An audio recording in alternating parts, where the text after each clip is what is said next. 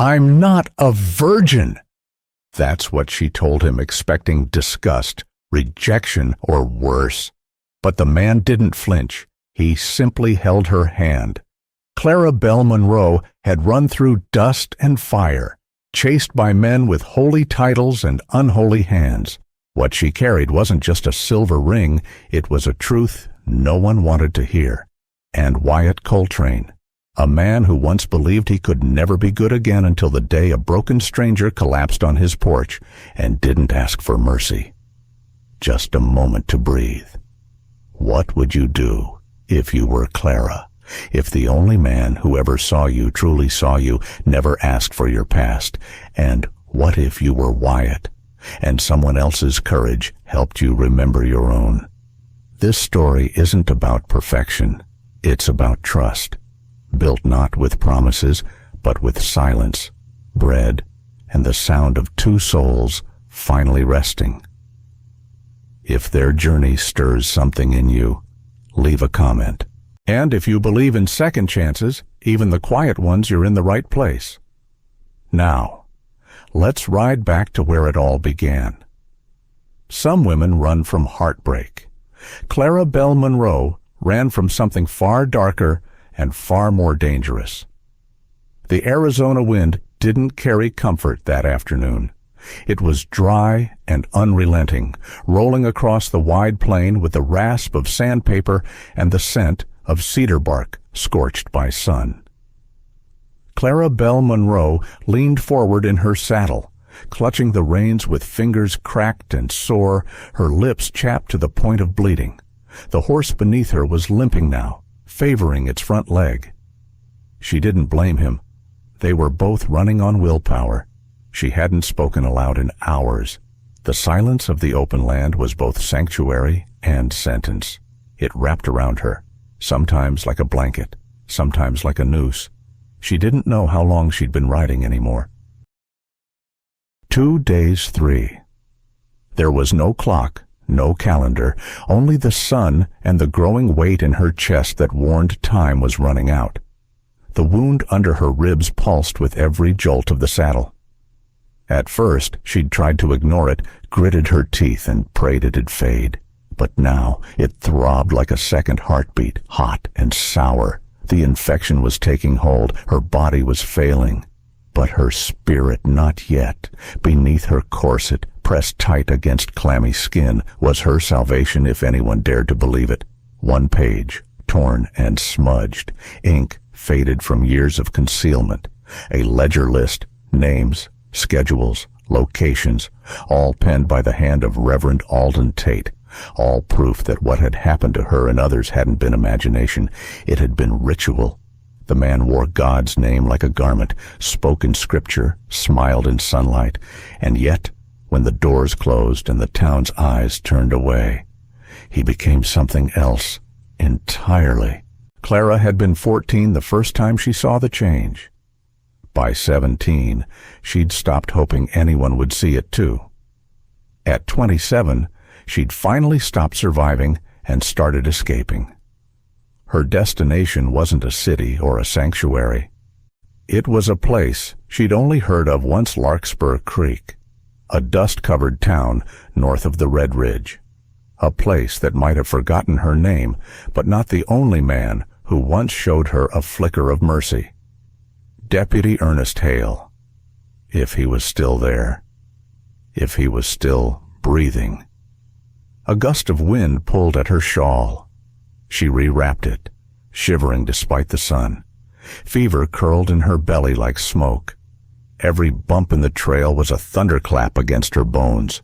Her legs ached from the ride, her eyes burned from grit, and still she kept going. 1 more mile, just one. The trail narrowed as it passed between 2 weathered rock formations. Beyond them, a low valley opened wide, all ochre dust and sagebrush. Clara blinked hard, her vision swimming. Her horse stumbled, and she felt her balance waver. She reached to steady herself, but missed. The saddle horn jabbed her ribs, and white heat flared up her side. She gritted her teeth. It wasn't supposed to end like this, sprawled in the dirt. breath ragged, miles from hope. Her mind drifted to the quiet of her room at the sanatorium, where the windows were painted shut and the nurses never smiled with their eyes, to the sterile sermons of Reverend Tate, preaching purity to men who'd never asked for forgiveness, to the face of a younger girl no more than 12 taken into Tate's care just weeks before Clara ran. And suddenly, the weight of it all became too much. Her hand slipped. The reins fell. She tumbled sideways, her foot catching in the stirrup before yanking free. Her shoulder hit the ground first, then her cheek. The dust tasted like ash. Her heart pounded like it wanted out of her chest. Somewhere nearby, the horse whinnied and trotted a few steps before stopping. He didn't run. That was something. Clara lay still for a moment, unsure if she could move. Her limbs were numb, her mouth dry. A shadow passed over her, maybe a cloud or a bird, maybe death. She blinked slowly, and then through the blur she saw it. A flicker, golden, unsteady. A lantern, no too small for a town, just one light, but steady now, swaying gently, like someone had placed it on a porch hook. She lifted her head, grunting at the pain. The movement sent a fresh wave of nausea through her, but she forced herself upright, one elbow at a time. The light remained, tucked beneath the rise of a nearby hill, behind a thicket of mesquite trees. Her breath hitched.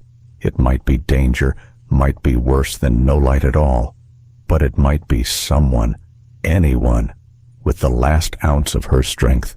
Clara began crawling, one palm, then the other, dragging her knees forward through the red dirt. Her dress caught on a root. She tore it loose. Sweat dripped down her spine. Her lips moved, praying or cursing, she didn't know which anymore. The horse followed, steps slow, uncertain, faithful. 10 yards, then 20, and then her body gave way. The sky spun above her like a carousel of fading colors. Her cheek hit cool earth, and everything went dark. From the porch of a small homestead nestled in the shadows of Vermilion Ridge, a man lifted a lantern high. His boots crunched against gravel, and his breath caught in his throat as the light landed on a figure collapsed at the edge of his land. Some men ask too much, others ask nothing at all. And sometimes that's exactly what a broken woman needs. The first thing Clara felt was the warmth, not the harsh heat of the desert sun or the fever burning in her gut, but something softer, dry, even. A blanket, thick and heavy, pulled over her shoulders. The smell of wood smoke clung to it, mixed with the faintest hint of pine and something cleaner. Soap, maybe, handmade and simple. Her eyes fluttered open, and for a moment she didn't know where she was. The ceiling was wooden, low and dark with age. A fire cracked softly in a stone hearth across the room. The light from it danced on the walls, not bright, not blinding, just enough to see the silhouette of a modest cabin. No crosses, no icons, no whispers in the hall. Her breath caught. She tried to sit up, but pain lanced through her side. She cried out before she could stop it, biting her lip to muffle the sound. That's when she noticed her boots had been removed, her shawl folded neatly on a chair. A tin cup sat on the bedside table, half filled with water, and next to it a folded slip of paper. She reached for it with trembling fingers, unfolding it slowly. "You're safe." That was all it said. No signature, no questions, no judgment. Clara read it again, then again. Her throat tightened. The last man who told her she was safe had locked the door behind him. She turned her head, wincing. The room was still. A kettle hung over the fire, and something bubbled faintly within. The scent of carrots and onions wafted through the air. Food, real food. Her stomach growled in response, surprising her. A chair sat angled near the hearth, a thick wool coat draped over its back. A rifle leaned beside it, but no one else was in the room. For a while she just lay there, listening. The wind brushed against the cabin walls, not howling but present a reminder that the outside world was still waiting, still watching. But inside these walls, for now, there was only quiet. No footsteps pacing, no demands to explain herself, no eyes staring through her. She let her head rest back against the pillow. Sleep came and went in fragments like broken glass settling in sand. She dreamed of footsteps, of doors creaking, of a voice whispering her name. But when she opened her eyes again, the only thing that greeted her was the steady crackle of the fire. Hours must have passed. The light had shifted. She pushed herself upright, slowly this time, biting her lip until the sting under her ribs faded to a dull throb. The blanket slid to her waist. Her dress was still on, wrinkled, stained, but untouched. Her corset had been loosened, but not unlaced. She was still herself. That mattered. The door opened gently. She froze. A tall figure stepped in, brushing snow from his shoulders. He wore a wide-brimmed hat, pulled low, and a dark coat dusted with flurries. His boots were thick, worn. A man who worked with his hands. His eyes met hers for a moment, then he turned away, hung the hat on a peg, and set a stack of firewood near the stove. Not a word. He didn't ask who she was, didn't demand why she was here. Didn't stare at the bruises peeking from her sleeve or the blood-crusted fabric at her hip. He just moved slowly, deliberately, as though her presence were something natural, like the wind or the scent of pine. Finally, he spoke. "You hungry?" His voice was low, scratchy, not cruel, not eager, just tired, like a man used to talking only when needed. Clara opened her mouth but said nothing. Her throat was too dry. She nodded instead. He ladled stew from the pot into a tin bowl, then set it on the table beside her without another word. A spoon followed. Then he stepped back, as if leaving her space to breathe. She picked up the spoon with a hand that still trembled. The first bite was warmth, thick with potatoes and carrots. Real salt, real flavor. It didn't taste like survival. It tasted like care. She swallowed slowly, fighting the urge to cry. He watched only long enough to see her eat. Then he nodded just once and returned to the hearth. That night, as the fire dimmed and shadows stretched across the walls, Clara lay in the borrowed bed and listened to the quiet rhythm of a man who never asked. He moved through his home like someone used to silence, not in fear, but in peace. The kind of peace she hadn't known since childhood. She didn't ask his name. He didn't ask hers.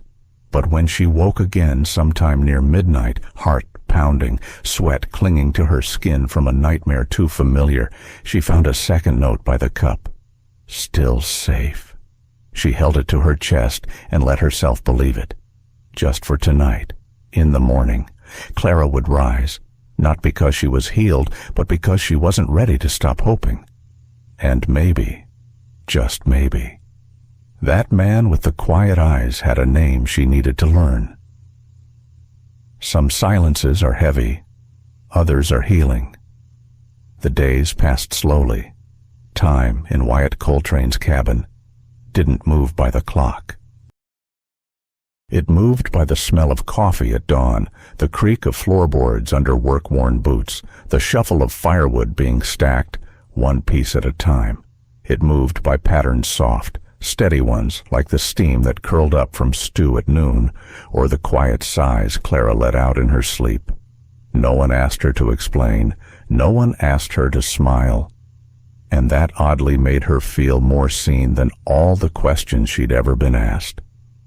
Wyatt kept to himself. As if solitude were an old friend, he didn't mind sharing for a while. In the mornings, He'd step out before the sun crested the ridge, coat buttoned up, hat low. Clara would lie awake, listening to the distant rhythm of his axe-splitting wood, or the slow murmur of his voice speaking softly to the horses. She never heard what he said to them, but they listened, and somehow she understood why. Inside the cabin, the air was clean. Pine-scented soap rested in a tin near the wash basin. A small bookshelf held titles worn at the spine: Emerson, Whitman, a Bible so old its pages curled like dried leaves. Nothing grand, nothing out of place. On the third morning, Clara rose and folded the blanket that had covered her since the night she arrived. It smelled faintly of smoke and something warm, maybe cedar. She smoothed the edges with her palms, took care to tuck the corners just right, then placed it neatly at the foot of the bed. A small act, but to her, it meant something. She stepped out into the main room, unsure if he'd say anything. He didn't. He was at the table, sharpening a blade slowly, methodically, his hands sure but gentle. When his eyes met hers, he gave a single nod, not of approval, not even welcome, just acknowledgement, like she was someone who had a place here, for now. Someone who mattered. That afternoon, she watched him fix a fence. He didn't know she was watching. Not really. But she sat near the window, wrapped in her shawl, as he bent to replace a broken post. His dog, an old hound with graying fur and a limp, sat beside him, tail thumping now and then. The rhythm of the hammer, the low whistle of wind through the grass, the way Wyatt brushed sweat from his brow with the back of his sleeve, it all settled something in her chest. There was no hurry in him, no rush to fill the silence. And that, she realized, was what made her stay. Not the stew, not the bed, but the quiet. Because this silence didn't judge, it didn't demand, it just was. On the fourth evening, just before dusk, Clara wandered to the edge of the property. Her side still ached, but the fever had broken. Her steps were steadier now. She followed the dirt path past the barn, where the horses nickered softly, and turned toward the small grove behind the cabin. There, beneath a crooked juniper, stood a single wooden cross, not marked, not named, just placed. She hesitated, looked back toward the house. No one was watching. As she approached, she saw it a candle, short and stubby, burned low at the base of the cross. Wax dripped over the stone it rested on, and above it, tucked behind a sliver of bark, a photograph faded, sun-worn, but intact. Two boys, one older, one maybe 10, both in suspenders, both grinning. The younger had a wildness in his eyes, a spark that danced even through the damage time had done to the paper. Clara felt something tighten in her throat. That night, Wyatt lit the candle again. She didn't say a word, didn't ask who the boy was. But she watched from the window, and when the flame flickered to life, she saw something shift in Wyatt's face, a softness, a sadness, not loud, just there. When he returned to the cabin, his eyes found hers. They held for a moment, and then he simply nodded, set down his hat, and moved to the hearth like it was any other night. But it wasn't. Not for her. Because for the first time since running, Clara felt something beyond survival. She felt the pull of staying. The next morning, she rose early. There was flour in the corner cupboard and just enough lard in a tin by the stove. Eggs she found in a basket near the barn. She worked slowly, carefully, wiping her hands on an apron too big for her, trying not to think about whether he'd like it, just needing to do something with her hands. When Wyatt came in, he didn't speak right away. The table was set, biscuits still warm, coffee already brewed. Clara didn't look up until he pulled out a chair and sat down across from her. He picked up a biscuit, took a bite, and nodded once. Clara breathed. Not thanks. Not yet. But something close. That evening, as the wind whispered against the shutters and the fire cracked low, Clara sat with a patch of fabric in her lap, an old dress, torn at the hem, and began to stitch. Trust isn't given. It's sewn, stitch by stitch, like a patchwork quilt in the dark. There was a rhythm to the days now.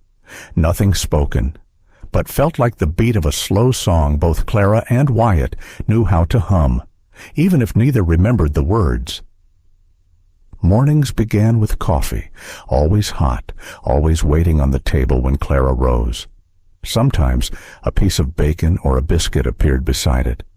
Other times, just a clean tin cup and the familiar scent of firewood and ash. No one left notes anymore. They didn't need to. Clara had started to move freely around the cabin, not because she'd been told she hadn't, but because it had become clear she didn't need permission. The space was shared, and her hands, long kept idle in fear, began to remember how to care for something. She swept the corners where cobwebs had gathered, washed the linens in water she'd hauled herself from the creek, beat dust from the old rugs. It wasn't much. But every time she wrung out a cloth or folded a shirt, she felt her feet press a little more firmly into the wooden floorboards, like they belonged there. The cabin had a stillness to it, not empty, but present, as if the walls listened without interrupting. She found herself talking to them, sometimes, whispering things she'd never spoken aloud, like, "It doesn't hurt as much today." Or, "I remembered my mother's pie crust recipe." She never expected answers. But one morning, while washing a small pile of shirts in a tin basin by the window, Clara noticed a tear in the curtain. It had been there for days, maybe weeks along. Jagged rip near the edge where sunlight leaked through. She stared at it for a while, then reached into her trunk and pulled out what little she had. Among the folded things was the dress she'd worn when she fled, once blue, now faded, torn near the hem. She ran her fingers over the fabric, then cut a square from the skirt with Wyatt's kitchen shears. That afternoon, she stitched it into the curtain. The square didn't match. It stood out brighter, softer, slightly off-center, but it held, like her. Wyatt noticed, of course. He didn't say anything, just glanced at it once, then nodded, and later that week rebuilt the chicken coop, the one behind the barn, where Clara often sat with a book, watching the horizon stretch. She watched from the porch as he worked. He didn't glance back, didn't speak, but he used new nails, leveled the boards, gave the birds more space. It was quiet work, but not silent. It said, "I see you," and in return, Clara began humming again. It happened one chilly evening, after dinner, while folding a quilt. A tune she didn't recognize, at first slow, winding, like something passed from mother to daughter. Wyatt looked up once, surprised, but said nothing, and Clara didn't stop. The silence between them had shifted. It wasn't heavy anymore. It breathed. One day, while dusting the bookshelf, Clara's hand slipped behind the second shelf and caught on something a knot in the wood, loose but deliberate, curious. She pressed it gently. The panel gave way. Behind it, wrapped in a faded cloth and bound with string, was a journal. Her heart thudded, sudden and sharp. She hadn't meant to find it, and yet it was there as if waiting. She looked over her shoulder. Wyatt was outside, tending the firewood. She could hear the steady chop of his axe. Her fingers trembled slightly as she untied the string. The cover was worn leather, cracked and soft at the edges. Inside, the handwriting was neat, measured. Mail. Richmond, October 1866. Elias didn't come home tonight. I know it's not the first time, but something in me feels the shift. I can't stop hearing Ma's voice. You keep your brother safe. Wyatt. You were born first. That means something. Clara blinked. Elias. She turned the pages, slowly. There were notes about a dry goods store, a storm that flooded the cellar, a dog named Boone. Then, they called it a fight, but it wasn't. Elias never fought back. They used a rope and lies, said he looked at someone wrong, that he didn't know his place. Her throat tightened. She read no further. Carefully, gently. She wrapped the journal back in the cloth and slid it into its hiding place. She pressed the panel closed until it clicked into place. And then she sat, quietly, by the window. The wind rustled the patched curtain. The chickens clucked in their new coop. Wyatt's axe still rang outside. She had her own stories, ones she hadn't written down. Not yet. But now she knew he had wounds too. And maybe, just maybe, the quiet between them wasn't emptiness. It was space to heal. That night, Clara sat by the fire, turning a wooden spoon in her hand. The stew simmered behind her, but her mind was on the past and the man sitting across the room who had yet to ask about it. Not every scar shows. Some are worn on fingers, others hide behind silence. The night settled gently over Vermilion Ridge. A hush, not of emptiness, but of breath held as if the earth itself had paused to listen. Inside the cabin, Clara sat by the fire, a wooden spoon resting idle in her hand. The stew had long stopped simmering, but she hadn't moved. Her eyes were fixed on the small silver ring in her palm, its dull surface catching the firelight now and then, blinking back at her like a knowing eye. She hadn't meant to pull it out. It had been buried deep in the lining of her skirt pocket, a place meant for secrets. But tonight, something had shifted. Something in the quiet between her and Wyatt. The space that had once held caution now held breath, curiosity, maybe even readiness. "I kept the ring," she said, her voice soft, almost childlike. Wyatt didn't respond right away. He was sitting in his usual chair, not far from the hearth, slowly oiling the leather of his old saddlebag. His hands paused for only a moment, a flicker, then resumed their slow, practiced motion. Clara turned the ring over in her fingers. "It's silver," she said, "not pure, not worth much. But it meant something to him. The him was understood. She didn't say Reverend Tate's name. She rarely did. Saying it made the memories feel closer, sharper, like they might bleed again. He gave it to me the day he said I belonged to him." Her voice cracked slightly on the word belonged. "Told me it was to protect me, to mark me as his, so the others would know not to interfere." Wyatt's hands had stopped again. "I wore it for weeks," she whispered, "even after the bruises, even after I tried to say no." She clenched her fist around the ring. "I was 17. The fire popped. Clara stared into the flame, watching it sway.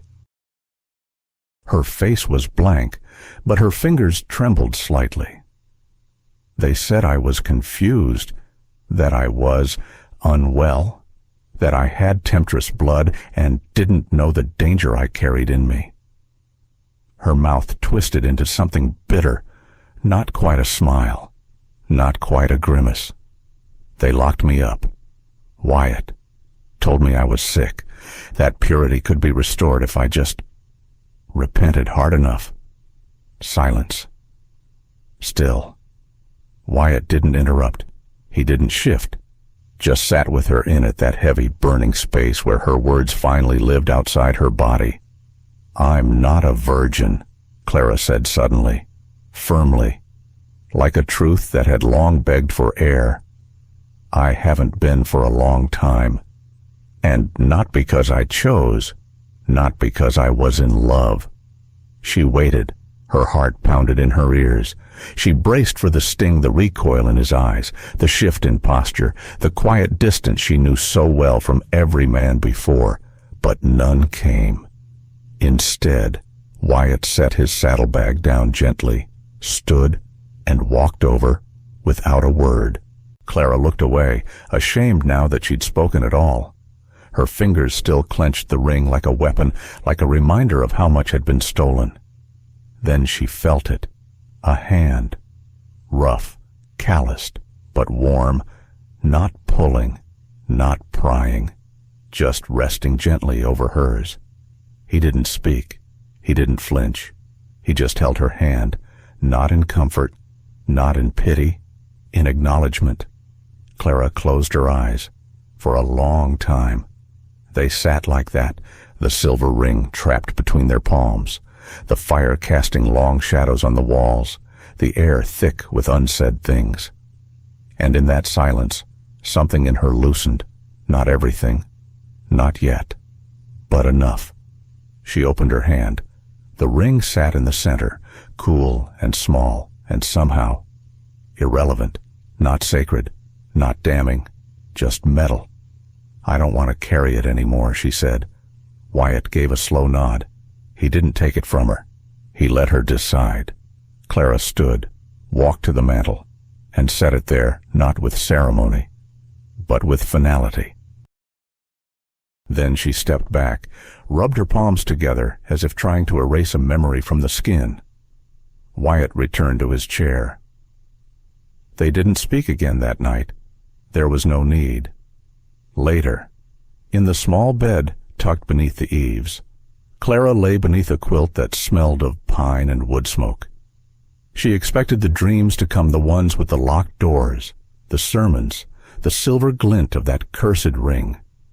But the night passed quietly, and for the first time in years, she slept without waking. Morning would bring footsteps outside the cabin, heavy, unfamiliar, the kind that carried questions and the weight of the past. The past has ears, and sooner or later, it always finds a way to whisper your name. The knock came just after midday.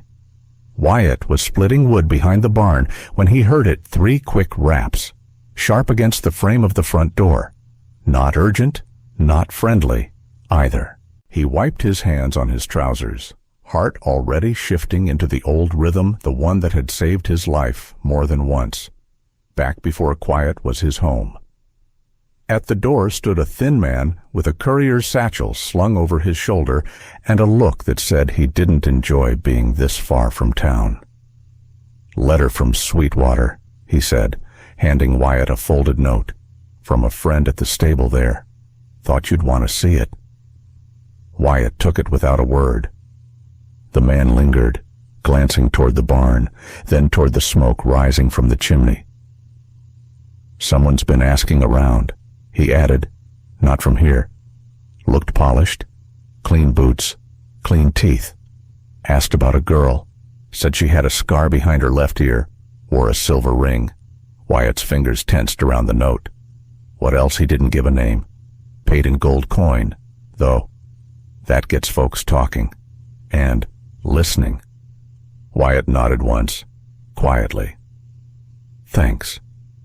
The man tipped his hat and left without further word. Inside the cabin, Clara was slicing potatoes for the stew, sleeves rolled, hair tied in a simple knot.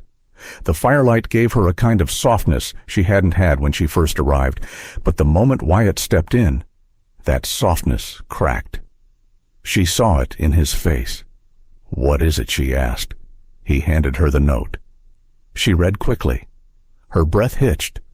The knife slipped from her fingers and clattered onto the table. "They're looking for me." Her voice was barely a whisper. Wyatt didn't answer. He didn't need to. She sat down slowly, as if her knees no longer trusted the floor to hold her.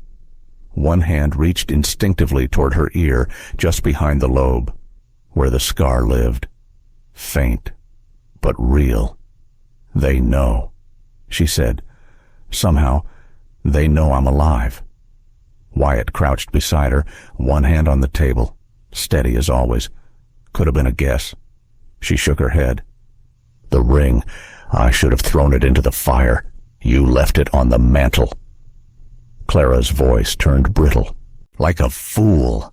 You're not a fool, Wyatt said simply. She looked at him, then really looked, and in his eyes, she didn't see fear. She saw preparation. It steadied her. They didn't speak for a while. The wind picked up outside, brushing dry leaves against the window panes like fingertips. Clara closed her eyes and listened. They'll come here, she said. If not now, then soon. He won't stop until he finds me. Wyatt stood slowly, walked to the window. His jaw was set, but not with anger, with resolve. I can pack the horses, he said. Head south, cut through the canyon trail. No one will find us there for days. Clara stared into the fire, running again. She'd done it before, always with a bag half-zipped, shoes barely tied, breath held, and heart hammering. She knew the way shadows felt on your back when you didn't look over your shoulder. She knew what it meant to wake every morning unsure of the sky. But this time was different. She had carved a home here. In the small ways, the way the floor creaked near the sink, the way Wyatt always filled the kettle before dusk, the patch of fabric she'd sewn into the curtain, this place had held her when she was too tired to stand. And she was tired of running. I don't want to run anymore, she said softly. Wyatt turned. I don't want to spend the rest of my life afraid of a man who hides behind scripture and power. I don't want to hide just because he knows how to whisper louder. Her eyes met his, full of something that hadn't been there before. Conviction. I want to face him, but I don't want to do it alone. Wyatt nodded. Just once. Then we don't run, he said. The words settled into the room like stone heavy, grounding. Something shifted in the air. Not fear, not defiance. Readiness. Clara stood, smoothing her hands down the front of her skirt. We'll need to ride soon, before the snow gets thicker. I'll fetch the horses, Wyatt replied. She stepped outside with him, pulling her shawl tighter against the sudden cold. The wind had picked up. It whispered through the trees like secrets old and half-forgotten. Wyatt walked toward the barn, steady and sure, and Clara followed behind, watching the way his shoulders moved solid, certain. He opened the stall. His gelding snorted softly, then stepped forward as if he, too, understood something was about to change. Wyatt looked back over his shoulder. His eyes met hers, dark, unreadable, but filled with something fierce and unshakable. We ride at dawn. In the hour before sunrise, two riders would cross the ridge, one seeking justice, the other a reckoning long overdue. Sometimes the safest place is the highest. Sometimes it's just where you can see them coming. They rode before first light. The chill in the air was sharper up the ridge, the kind that clung to your bones and whispered of snow not far behind. The trail they followed was narrow, barely a path at all, winding between scraggly brush and ancient pines. The horses moved steady, heads down, hooves careful not to slip on the frost-laced rock. Wyatt led the way. Clara followed, her shawl pulled tight across her shoulders, the old cabin growing smaller behind them with each step. She didn't look back. She knew if she did, she might lose her nerve. This path, the high road, was one Wyatt had carved years ago. It led to a hunting cabin tucked near the ridge's edge, hidden from most eyes, protected by distance and terrain. A place meant for solitude, a place few would think to search. The climb was long. Hours passed without words, only the sound of breath, hoofbeats, and the low rustle of pine needles whispering across the trail. As the sun began to rise, the world opened around them. To the east, valleys stretched for miles, golden and pale under the morning light. Far off, clouds rested low over the flatlands like cotton pulled thin. Snowcaps glinted in the far peaks. The view was breathtaking, but Clara hardly saw it. She was somewhere else entirely, somewhere far from this mountain, somewhere with stone walls and cold hands and whispered prayers meant to silence, not save. Wyatt slowed his horse to ride beside her. He didn't speak, but his presence was a tether, a reminder of now. Still, her grip tightened on the reins. "Wyatt," she said after a long while, her voice low. "Can I tell you something you might not want to hear?" He looked at her, eyes steady. "You can tell me anything." She swallowed. Her throat was dry. The wind stung her eyes, but she blinked only once. "When I was 18, I got pregnant." Wyatt didn't flinch. "I didn't know for sure until I was almost 4 months along. It wasn't by choice. It just happened. Afterward." She paused, the word afterward clinging in the air like smoke. "They said I was making it up, that I was hysterical, that a girl like me couldn't carry something so sacred. Reverend Tate, he called it a test of faith, said if it was meant to be, the Lord would decide." Wyatt's jaw tightened. Clara kept going. "They moved me to a room in the back of the church. No one came, no doctor, no one even spoke of it. They made me pray, every day, for forgiveness, for clarity, for cleansing." Her hands trembled on the reins. "I lost the baby one night during a storm, alone. No one even knew until the next morning. I buried him myself. Behind the chapel, no name, no stone. The silence that followed was not awkward. It was sacred. They kept riding. A hawk circled overhead. The wind picked up, colder now.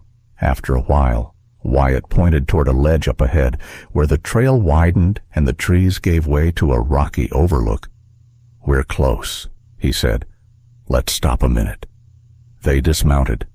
Clara followed him to the edge of the bluff. Below them, the valley stretched endlessly, dotted with aspens just beginning to turn gold. She breathed in the high air. It stung, but it was clean. Wyatt stood beside her a moment, then stepped back. "Take your time," he said. "I'll check the trail ahead." And then he left her there, not abandoned, but trusted, alone on that ridge. Clara stood still. The wind tugged at her shawl. Her hair lifted slightly, caught in the breeze. The sky was wide, impossibly wide, and for the first time in years, she felt no walls, no locked doors, no whispered lies behind wooden pews, just air and earth and space. She sank slowly to her knees, fingers brushing the stone beneath her. She whispered a name, one she'd never been allowed to speak. Just once. Then let the wind carry it. No judgment came. Only the rustle of pine, the creak of old branches, and the warmth of the sun against her face. Wyatt returned a few minutes later. She didn't look at him, but she felt him kneel beside her. "This land," he said softly, eyes scanning the horizon, "it doesn't judge." She nodded. Neither did he.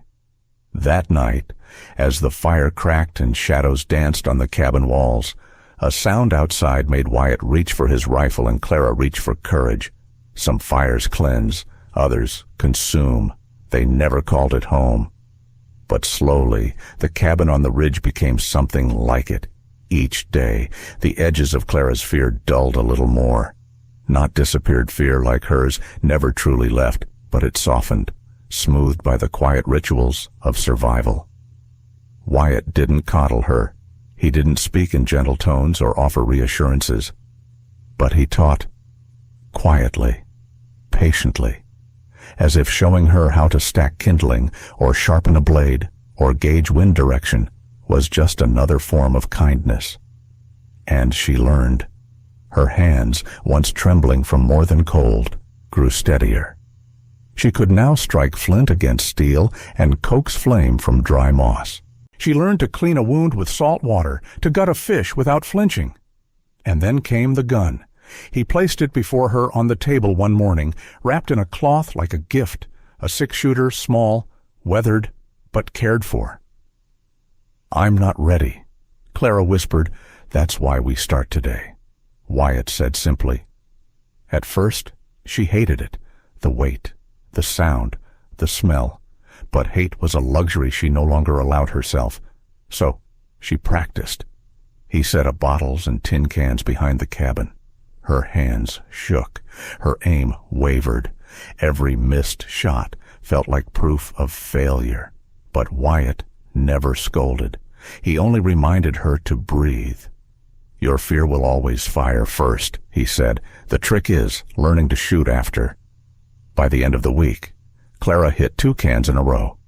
She didn't smile, not fully, but she allowed herself a long exhale, and that felt close enough.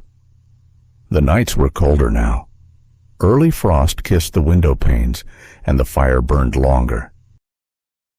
Sometime, when Wyatt was out, Clara sat by it and thought about how odd it felt to feel useful, to not just exist, but contribute. She sewed patches into the quilt. She organized the cupboard by use, not size. She found an old tin of molasses and made a rough cake, just because she could. And Wyatt, who rarely spoke of the past, began to soften at the edges. He'd catch her humming while she worked and not pretend to ignore it. Sometimes he'd sit beside her without a word, their shoulders nearly touching. Then, one evening, Clara couldn't sleep. Wyatt had gone out to check the traps, and she found herself pacing. Restless. The quiet felt too loud. She wandered to the small shelf near the stove, where Wyatt kept a stack of yellowed newspapers, maps, and half-used notebooks. Her fingers brushed against a thin fold that seemed out of place, tucked deep behind a row of old rifle manuals. She pulled it free. It was a clipping brittle, browned at the edges. Richmond Times. July 12, 1866. Young man lynched in Richmond, Elias Coltrane, age 17. Clara froze. The article was short, blunt. It used words like suspicion and unsettling behavior. There was no trial, no quote from family. Just a single line survived by older brother Wyatt Coltrane, former infantry. Her hand trembled. Elias.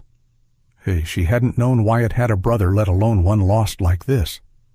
She read it twice, then 3 times. The story behind Wyatt's silence now had weight, shape, sorrow, the kind that explained why a man would choose exile over belonging. He had buried more than just a boy. He'd buried faith, trust, and maybe even the will to speak. When Wyatt returned, his coat dusted with snow and his boots heavy with mud, he saw the clipping in Clara's hand. He didn't startle. He only nodded once, slow and tired, then walked past her to the hearth. He knelt, opened the iron door of the stove, tossed in a few logs, and then without a word took the article from her hand, fed it to the fire. The paper curled. Ink turned black. Flames hissed as memory was reduced to ash. Some things, Wyatt said quietly, watching the burn, belong in ashes.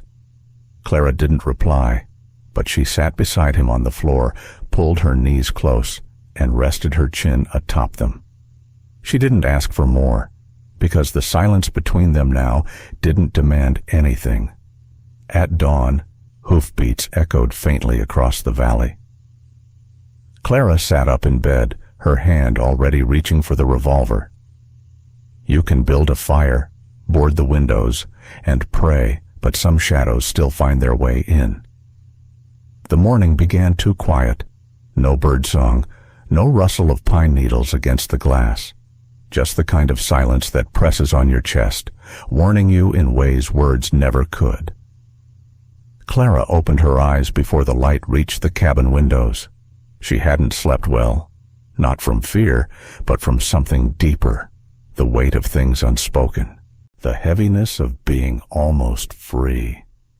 She sat up slowly, her fingers brushing the revolver beneath her pillow. Not out of instinct, but habit now. Wyatt had told her it was better to keep it close. Peace, he'd said once, has a short fuse in the wilderness. She didn't fully understand what he meant until today. Wyatt was already up. She heard the soft creak of the front floorboards, the low groan of the door hinges. Then, silence again, longer this time. Too long.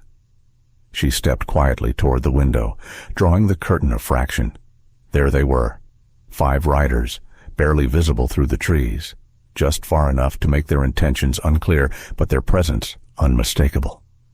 Black dusters, faces wrapped in scarves. They rode slow, like they had time, like they'd done this before. Her throat dried, not from fear, from recognition. These weren't lawmen. These were men who'd been sent. Reverend Tate never lifted a hand when he could lift a purse. Clara had learned that the hard way. She stepped back from the window. Wyatt turned to meet her eyes. "They're here," she said softly. He gave one small nod, his face unreadable, but she saw the flicker in his jaw, the way he tightened the strap of his rifle over his shoulder. No panic, just readiness. They moved through the cabin with a quiet urgency. Wyatt locked the back door. Clara dragged the small table across the front. Every step they'd rehearsed, though never allowed. A plan born from instinct and shared silence. Clara checked her revolver. 6 bullets. Her fingers felt cold, but they didn't shake. From outside came a voice. "Mr. Coltrane, we're not looking for trouble, just the girl." He sounded polite, practiced. Wyatt didn't respond. Another call. "She don't belong to you. Hand her over, and we'll be on our way." Still, silence. Then a third voice, rougher this time. "You've got 10 seconds. The gunshot came at 7. A bullet tore through the top window pane. Glass rained onto the floor like ice." Clara flinched, ducked instinctively, then crawled toward the side window, the one Wyatt had cut a slit in weeks ago, just in case. He was already there, rifle aimed. He fired. A man screamed. Outside, chaos erupted, hoofbeats scattered. Someone shouted, "Get around back." Wyatt tossed Clara a glance. "Stay low. Wait for your shot." She didn't answer. She just nodded. Another bullet ripped through the front door. Wood splintered, thudding into the wall, inches from where Clara had crouched moments ago. She moved to the edge of the hearth, crouching behind a stack of firewood. Breath slow, controlled. She listened. 2 men dismounted. She could hear their boots crunching frost just outside the porch. Her heart beat so loudly she was sure they'd hear it. And then a flash of movement through the window. She didn't think. She stood, aimed, and fired. The man fell with a guttural cry, dropping his rifle as he tumbled off the porch. His partner fled before she could take a second shot. Another round cracked from Wyatt's rifle. One of the horses screamed, bucked, and bolted into the woods. Suddenly, everything went quiet. The remaining men, those still able, turned tail. Clara heard them mount up, curse under their breath, and ride hard down the ridge trail, hooves pounding like thunder, fading into the trees. She waited a moment longer, still crouched, revolver gripped tight. Then Wyatt called from the porch, "Clear." She stood slowly. Her knees were weak, but she didn't fall. Wyatt walked back inside, limping. Blood seeped through his sleeve, not much, but enough to worry her. "You're hurt," she said. He waved it off. "Just a graze." She crossed to him anyway, pressing a cloth to his arm. He hissed, but let her. Neither spoke for a while. Then Clara turned and looked at the floor, at the broken glass. the overturned furniture, the smoking woodpile. And in the middle of it all, she knelt. Her fingers reached for the small silver ring on the mantel. She held it in her palm, and for the first time, it felt light. Not a chain, not a secret, just truth. She closed her fingers around it, looked up at Wyatt. "I think it's time," she whispered. He didn't ask what she meant, because he already knew. As dawn crept over the ridge, Clara packed only one bag, in her pocket. The ring, at her side. Wyatt. They were riding not to hide, but to be heard. The West wasn't just a place to run to, it was a place to begin again, if you had the courage to stop running. They left the ridge just after sunrise. The cabin, tucked between whispering pines and jagged rock, faded slowly behind them, not with fear this time, but with peace. Clara didn't glance back, not because she didn't love the place, but because she knew she'd return. This ride wasn't about escape, it was about reckoning. The trail was long, winding down through fields of thawing frost and wildflowers just beginning to bloom. Spring had come timid, but certain, and with it, a strange sense of clarity that wrapped around Clara like a shawl. She rode tall in the saddle now, shoulders straight, chin lifted. Beside her, Wyatt kept pace in silence, his presence steady as breath. Larkspur Creek looked unchanged from a distance. Same crooked steeple, same general store with its leaning sign, same townsfolk moving between wagons and porch steps. But Clara wasn't the same woman who once fled down its back alley, clutching a secret and a bleeding heart. They dismounted in front of the sheriff's office. Deputy Ernest Hale looked up from his desk and blinked twice, as if he weren't sure the image in front of him was real. "Miss Monroe," he said slowly, "standing, or should I say, Mrs." Tate Clara didn't flinch. She stepped forward, pulled the silver ring from her coat pocket, and laid it on his desk like a blade. "This belonged to Alden Tate," she said. "It was mine for a while, not by choice." She placed a folded letter beside it, a signed statement from the midwife who had seen her, tended her wounds, buried her stillborn child in silence. He called it redemption. She whispered. It was a sentence. Ernest looked down at the ring, then the letter, then at Clara. His face hardened, not with disbelief, but with the slow burn of justice long overdue. "Can you testify?" he asked. Clara nodded. "I will." The town buzzed for days. Some people defended the Reverend, called it slander. Others whispered truths they'd kept buried out of fear or loyalty or plain old habit. But the letter was real. The ring was real. And Clara, she was real in a way no one could deny anymore. On Sunday, the pews were packed. Clara stood at the back in a plain dress, her hair tied loose.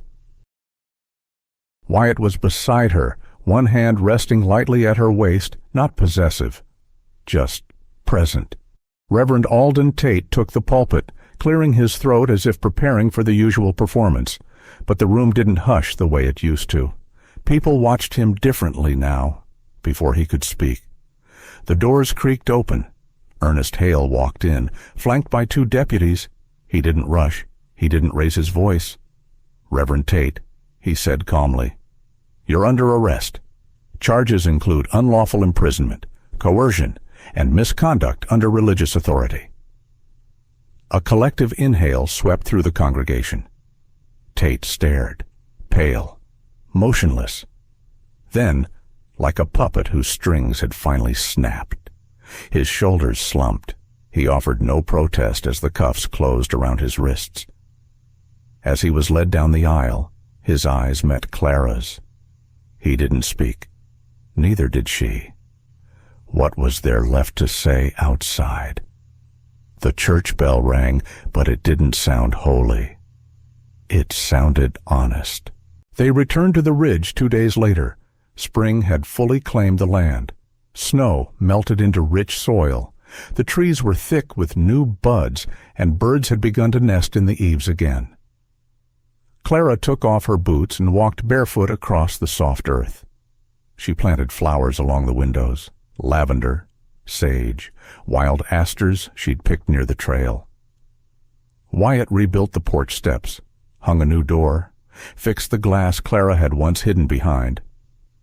They didn't talk much about what happened in town, not because they wanted to forget, but because they didn't need to retell it. The world would remember in its own way. One afternoon, Clara unpacked a small wooden box she'd carried since childhood. Inside were yellowed pages, pieces of lace, a cracked photograph of her mother. She placed it on the new shelf Wyatt had built beside his brother's folded flag and a weathered Bible he never opened anymore, but still couldn't throw away. They were building a life from remnants. And it was enough. One evening, as golden light spilled through the clean glass, Clara sat at the kitchen table. She watched Wyatt sorting seeds for their summer garden, his brow furrowed, lips pursed in concentration. There was dirt beneath his nails, a cut on his knuckle from a slipped hammer, and the gentlest soul she had ever known lived behind those tired eyes. She reached for his hand, waited until he looked up. "I'm not a virgin," she said, soft but unwavering. It wasn't a confession this time. It wasn't shame. It was history, fact, truth. Wyatt didn't speak. He just reached across the table and took her hand, slowly, reverently, like he had that first night in the cabin, and held it, tight enough to anchor her, gentle enough to let her breathe. Outside, the wind moved through the trees. Inside, there was no past, only this moment, only them. Sometimes, healing doesn't come with loud declarations or sudden epiphanies. It arrives quietly in the way someone hands you a cup of coffee without asking questions, in a porch rebuilt, in silence that no longer feels like loneliness, but rest. Clara's story reminds us that no matter how deep the wound or how long we've been running, we all deserve a place to begin again, not because we're perfect, but because we're still here. And Wyatt's quiet strength shows that you don't need to fix someone's pain to walk beside them. Sometimes, just staying is enough. As we grow older, it's easy to feel like the best chances have passed us by. But perhaps the greatest redemption comes not in being rescued, but in finally allowing ourselves to stop hiding. No one escapes life without scars, but with the right hands, even broken things can be held and healed. So be kind to others and especially to yourself, because sometimes starting over isn't weakness. It's the bravest thing you'll ever do. Thank you for riding with us through this quiet but powerful tale. If Clara and Wyatt's journey touched your heart, please consider giving this video a like, sharing it with someone who needs hope, and subscribing to Wild West Echoes for more stories that heal, inspire, and stay with you long after the screen fades. Your support helps forgotten voices echo once more.